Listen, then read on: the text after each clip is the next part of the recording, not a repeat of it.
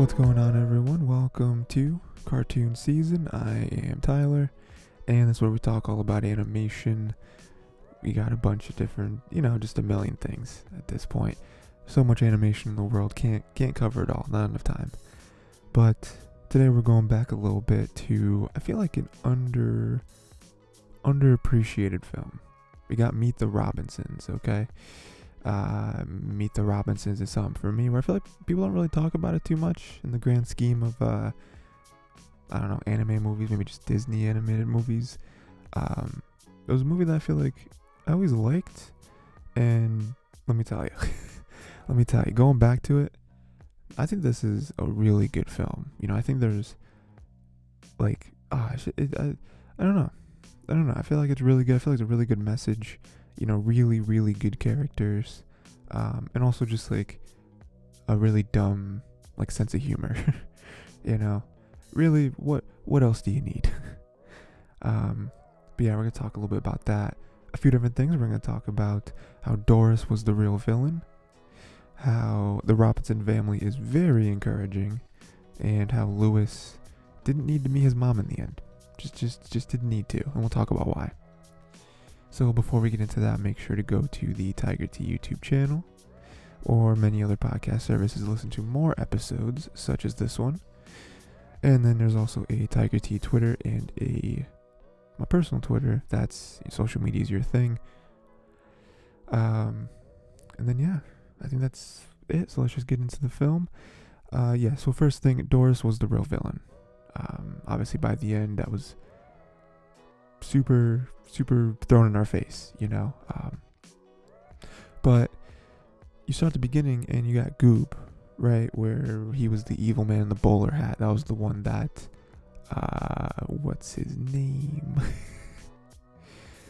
I don't know. The Lewis's son. What was Lewis's son's name?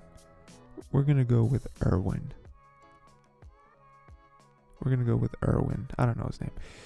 He was always like, oh man, the bowler hat, you gotta watch out for this guy. But you look more at Goob and he wasn't, like I said, he wasn't formidable. He wasn't very smart. He didn't have a lot of physical ability. He couldn't really think on his feet. And really all of his decisions were just messed up. Not messed up, they got messed up, really the only thing that he contributed to this evil plan was the memory machine. That was really it. He was like, oh, we got this will work. But actually executing the plan, not helpful in any way. And all of this, why he was evil, he just had a really weird grudge that didn't really make any sense. It was kind of all on him, right? Where he said it was Lewis's fault for keeping a bomb all night and then missing the catch in the game, and then that turned him into just a resentful kid. But that's really all on him. You even look further into it and you have that one scene. I feel like it's one of the more memeable scenes in the whole film, but that was the one where he was walking through class and he was saying that everyone hated him. But that's not true. Everyone hated him. He's walking through the hallway and it was like, hey Goob, you want to go hang out? And then he was like, everyone hated me. But it just wasn't true. He wasn't actually resented by anyone really. I mean, in the moment, yes, we're gonna hate you because you didn't catch that ball, but he made it feel like he was thrown as an outcast, and that's just not true. So then Doris has this classic AI robot gets intelligent plot, right, that we've seen a million times before. But we're seeing it now. And because she was just a hack who was supposed to help people, but then she got kind of evil, so they turned her, or they shut her down basically, but then she got out. So that's her villain moment. And then Doris immediately found a gullible host, right? So again, on Goob's side, he just kind of sat around for a long time until he sort of had a plan, not really. And then Doris found him. So again, on Goob's side, nothing, nothing. But on Doris's side, immediately broke out, immediately decided to find someone who will go along with anything she says. I mean, she was really the brains behind everything. Like I was saying earlier, where Goob, what was Goob's plan? To like egg their house, and he was like, revenge. But on Doris's side, she was like, oh no, I'm gonna take over the world. So again, I mean, even with that, it's like, I don't really think Goob, like, even when all this happened, like, he just wanted to make Lewis suffer. That's really all it was. But even with that, like, I don't really think Goob was evil. I don't think that he wanted to like kill Lewis. He just wanted him to feel similarly to how he felt when he wasn't able to catch that ball. I think that's really all it was. Whereas Doris is like, I'm gonna take over. I'm gonna take over the world. And I don't know, I think kill the humans. I think she eventually did. But her design is pretty cool. I mean, I know she's just a hat, but like the fact that she can like birth smaller hats and like have them like take the mind, or like have the mind control of, like, she took over the frog and the T-Rex. That was really cool. And again, it just shows like her arsenal, where again Goob has nothing. Okay. And then her idea of taking the memory machine worked. Right. Goob did. That wasn't even his idea for the memory machine. I misspoke earlier. His idea was, you need the memory machine? I know there's a science fair.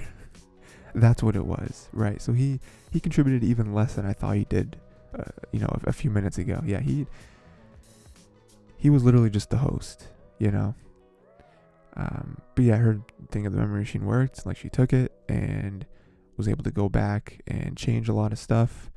And then, boom, here we go. Now there's 1 million of me because I was able to make it so I was mass produced and take over the world. And she did that.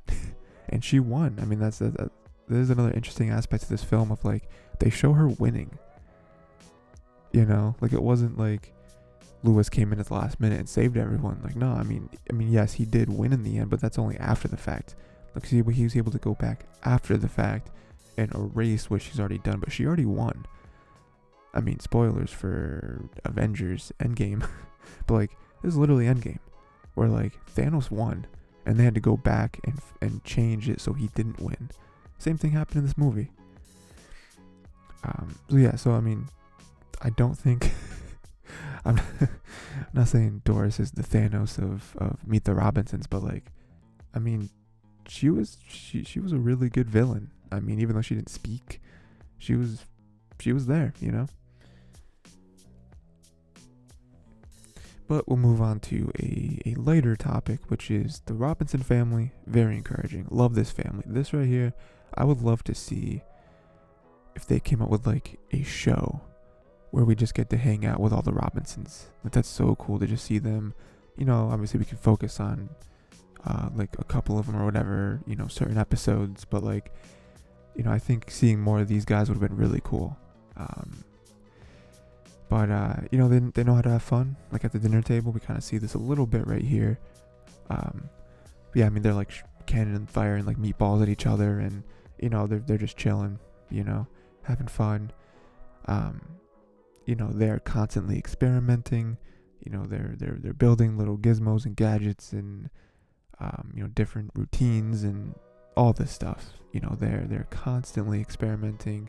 I mean, it totally makes sense why Lewis is like the head of the household, basically, where it's like, cause that's all he does is just think of stuff and like make stuff. So it's really cool that we have a whole family that has that like similar thought process. Just trying to have fun, and they're very yes and. No one, whenever anyone has an idea, no one is like, no, that's stupid. We'll never do that. That doesn't make sense. Like, everyone's like, okay, yeah, let's see where this goes.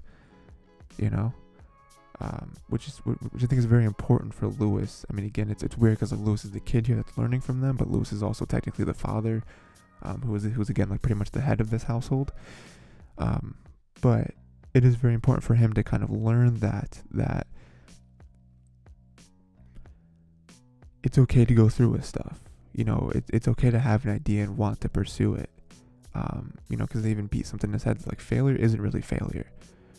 Because if you were afraid of failure, then you would never do anything. Because anything you do can fail. Everything you do can fail. So that's the first aspect of that. And then the other one is like, even though you fail, you learn something. What was the thing where like Lewis apparently made like 1,000 or something crazy, like a ludicrous amount of time machines before he finally got the one that worked. Like imagine if on his first try he failed and was like, well, not possible. Like that'd be crazy. This movie wouldn't exist. But like so much wouldn't exist if after your first try you just decided that you're gonna hang it up. Like no, like keep going. I know for a fact you learned something through the process of trying to build it the first time. If you learn nothing, then do it again still. There's gotta be another way to do this. Anything is possible, right? They always have each other's backs. Even with like the like fighting of the T-Rex and all that, they all helped out. They all pitched in. They're trying to save each other, the family. Even though they know that the T-Rex was against Lewis, and maybe Lewis is just like, oh, why'd you all put yourself in danger for me? It's like, no, he's not family to them, technically. He is, but he isn't. But like in that moment, it's like, no, you're here. Like, we're not just gonna let them take you. And they were also really going to adopt him. That's how nice and, how special they thought he was and how much they liked him. And, they were going to adopt him. Which sucks. That's, when you really think about that is one of the saddest moments of the whole movie, because then we have the reveal of who he really is and how he can't be here. But like, oh, it's Wilbur. That's his name. I remembered it. It's Wilbur. Yeah, like all of that, and it's funny because it is like sort of self-fulfilling, because they're all teaching him this stuff, but like he is the dad and like the sibling or whatever of like all these people, dad or the sibling or the husband and all that of like all these people. So it is really funny that like he's learning from them, but a lot of them have adopted mindsets or like parts of their mindsets from him, but from the future. And then even in the end of everything, they let him meet his older self, which is usually a time travel bad. It is a bad thing. You never meet yourself through time travel. But they let him do it. Obviously they're smarter, so they know what's going on. They know of any ill effects. And it's great because, again, like he teaches himself some stuff. He gives himself confidence. He tells him to go through with it, The classic time travel thing of, well, I can't tell your future, but, you just do you. You just keep going down this path. Because that was a big thing for him, too, where it was like, well, I want this family, so, like, how do I do it? What are the steps to securing this? And it's like, well, I can't really tell you that, but like if you just do you, like I'm you and I got here, so you're me, you should get here too. But yeah, I think this family's great. I think they're very colorful. I love all of them. They each have their own thing, and but they mesh so well together. They care so much about each other, and there isn't no like evil in the family. There isn't no like, you don't, I don't know, like you don't sense anything bad or anything ill about this entire family, and it's just great, And then the final thing, Lewis didn't need to meet his mom in the end. He just didn't. In the beginning, he really wanted to, right? Because he wanted to have her take him back. Because no one has wanted him. I think he has been through like 200 interviews or something like that, and he hasn't gotten adopted. And so his thing is like, well, the only person who wanted me at one point was my actual mom. So if I can find out what she looks like, I can look for her and I can find her and I can have her take me back. Because again, it's like, because like the what's like the head of an orphanage called? I don't know. Like head lady, she was like, oh well, it's not necessarily that your mom didn't love you. Like she could have just not been able to take care of you at the time. Which happens. Sometimes you make a mistake, you have a kid or whatever, and then you gotta put them up in an orphanage, right? That's just how the order of events happens sometimes. And you're actually doing the responsible thing at this point. At this point, the most responsible thing for you to do is to not take care of this child, because you actually do not have the means to take care of the child. So you put them up you put them up in an orphanage or whatever, and then they'll at least get what they need to survive, and then hopefully get adopted by a family that can take care of them. But it is still that hope that at the moment, for a hot second, she was the only one that loved him. And not only that, if what you're telling me is true, maybe she's in a better position now. Maybe now she can take care of me, and if I find her, we'll get it done.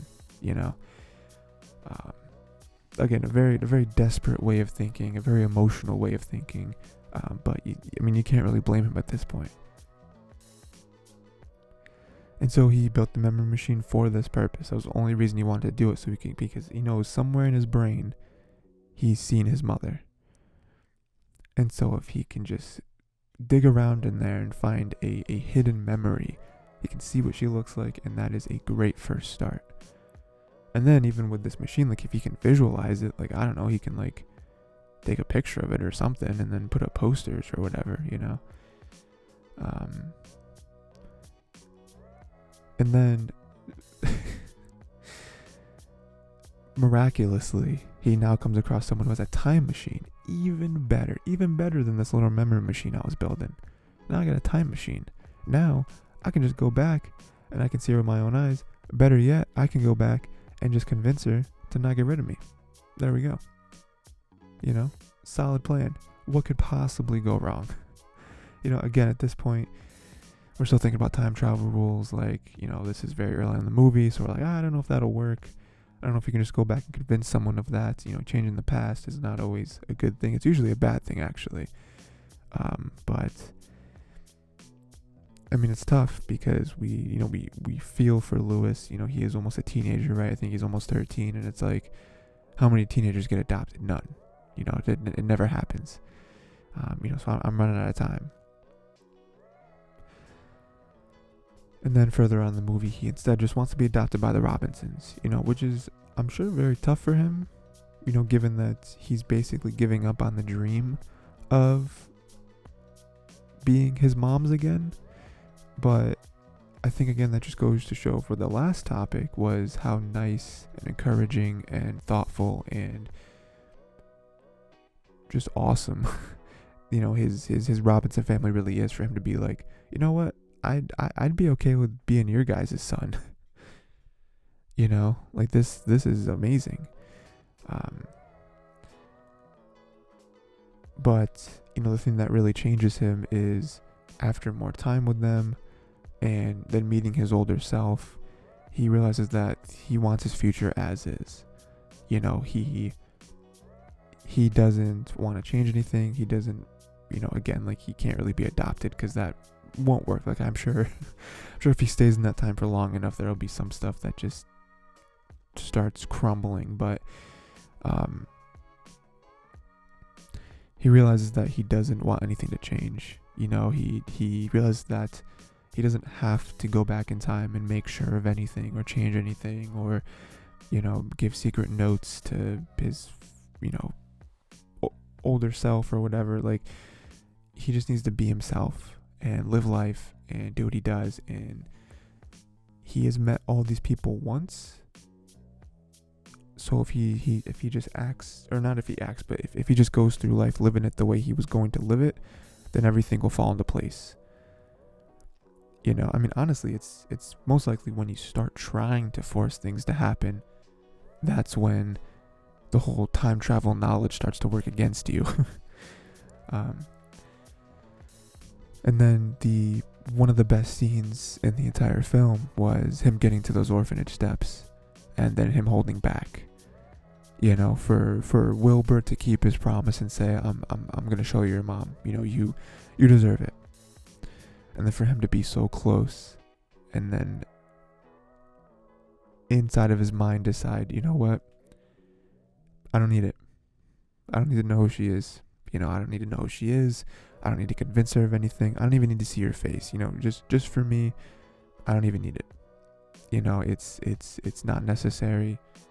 I know that I have a very bright future with people who do love me in the future, and I don't need to hang on to the past anymore. I don't think that he resents his mom anymore, which is good. I think this movie could have definitely went that way of like him hating his mom for giving him up. I feel like that's where most orphanage stories go. But like not him. He's like, you know what, she made a decision. I'm sure she loves me. I'm sure it was just bad situation. But I also don't have to hang on to this anymore.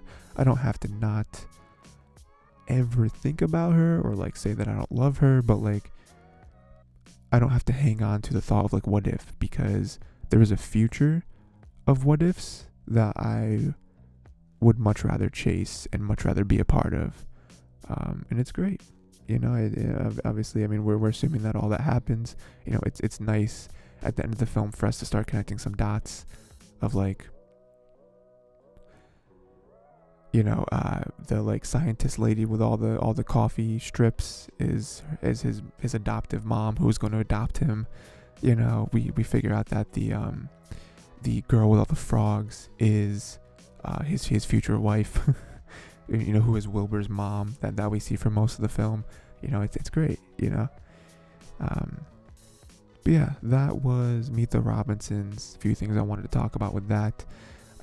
Again, I think this was a very good film. I think it's very much overlooked, especially for being one of those earlier 3D Disney films, but I think it's great. I think the strongest part of this film is the characters, is the diverse characters.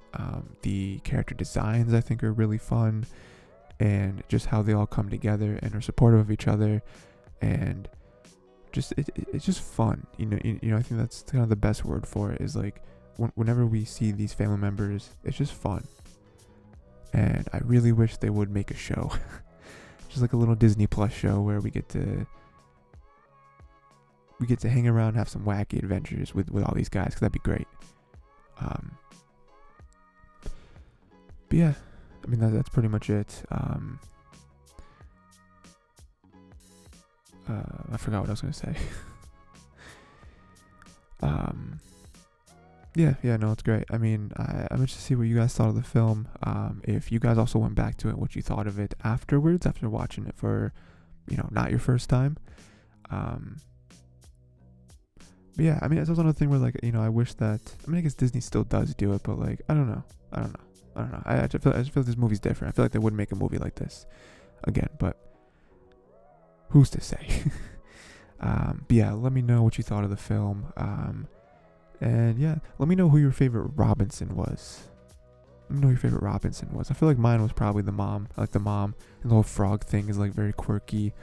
But like she was also a very strong character. She wasn't like, oh, I'm just like the mom of the dad, like, or not the mom of the dad, but like, she wasn't just like the wife of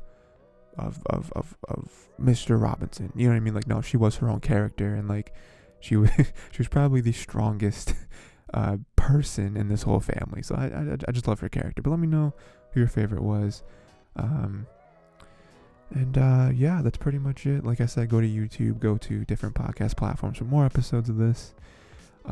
Twitter, both Twitters are available for you to interact, and shout out some more recommendations as well. Please go give my other podcast a try. It's called Untitled and Unfocused. I do it with my friend Ray. We talk about a bunch of stuff there. Not as consistent as this podcast, but it comes out every so often. And yeah, that's it. Until next time. Don't hold weird grudges against people. Don't have to do that. You might turn into a villain. And yeah, let me know what else you want to see me cover.